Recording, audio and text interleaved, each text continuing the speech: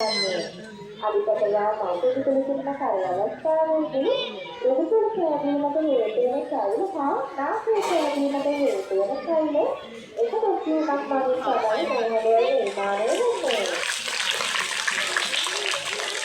ඊළඟට ගොඩ අතරදායේ යම් සමහරක් තියෙනවා. ඒවා නම් බාහිර එකක් තමයි සතුටාවම කියන්නේ. ඒ සතුටාවමද